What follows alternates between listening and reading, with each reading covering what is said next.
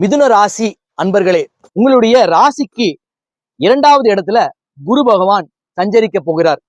அதாவது வருகின்ற ஜூன் 2ஆம் தேதி உங்களுடைய மிதுன ராசிக்கு ஆகாத கிரகம்னு பார்த்தா அது குரு பகவான். குறிப்பா பாத்தீங்கன்னா புத பகவான் மீனத்துல போய் தான் நீசம் அடைகிறார். அதாவது அவர் கேந்திரத்துல போய் உட்கார்ந்து இருப்பதால் கேந்திர ஆதிபத்திய தோஷத்தை கொடுக்கிறார். அப்போது உங்களுடைய வியாபாரத்தில் நஷ்டம், திருமணத்தில் தோல்வி, காதல் தோல்வி, கடனால் அவமானங்கள், பெரிய தொகையை யாரையோ நம்பி ஏமாற்றம் அடைவது போன்ற எதிர்பாராத துன்பங்களை கொடுத்திருப்பார். அதாவது அவர் மிதுனத்திலிருந்து கடகத்திற்கு புனர்பூச நட்சத்திரம் தன் சுயசாரத்திற்கு வருகிறார். அதே போல மீனத்துல பாத்தீங்கன்னா புதனுடைய ரேவதி நட்சத்திரம் 4 பாதமும் அங்கதான் வருது, மீனத்துலதான் வருது.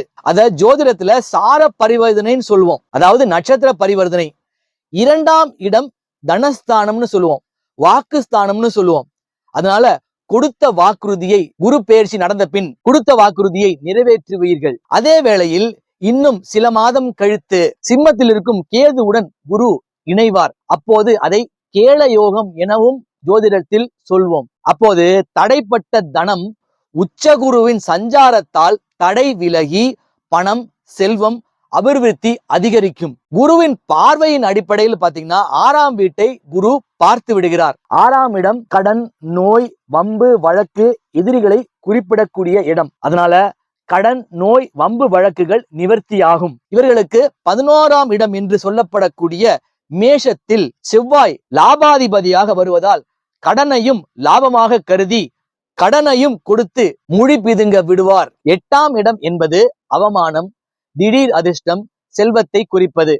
மிதுன ராசிக்காரர்களுக்கு அஷ்டமாதிபதியாக சனி வருகிறார். அதே வேளையில் அவரே பாக்யாதிபதியாகவும் சனி பகவான் வருகிறார். அதனால அவருடைய 7ஆம் பார்வையான சனியுடைய 2 வீட்டை பார்ப்பதற்கு அது சமம். அதனால ரொம்ப நாளாக வரவேண்டிய அல்லது கொடுத்து வைத்திருந்த பணம் வரும். மேலும் குருவின் பார்வையால் சனி பகவான் வெளிநாடு வாய்ப்புகளை ஏற்படுத்தலாம். அடுத்து உச்சகுருவினுடைய பார்வை தொழில் ஸ்தானம் என்று சொல்லப்படக்கூடிய 10ஆம் இடமான மீனத்தில் அவருடைய பார்வை விழுகின்றது. மீனம் என்பது கடல் நீரை குறிக்கின்றது. மிதுனம் என்பது கம்யூனிகேஷன். புதன்னா கம்யூனிகேஷன், தொலை தொடர்புகள் ஏற்படுவது, எக்ஸ்போர்ட் தொழில் கை கொடுப்பது, வெளிநாடு வர்த்தகம் கை கொடுப்பது போன்ற அமைப்புகள் ஏற்படும். மிதுனம் பொதுவாக பாத்தீங்கன்னா இரட்டை ராசி என்று சொல்லப்படுகிறது. அதனால ஒன்றோடு இன்னொன்று சேரும் போது அங்கே வளர்ச்சி ஏற்படும். பார்ட்னர்ஷிப் பிசினஸில் இருந்து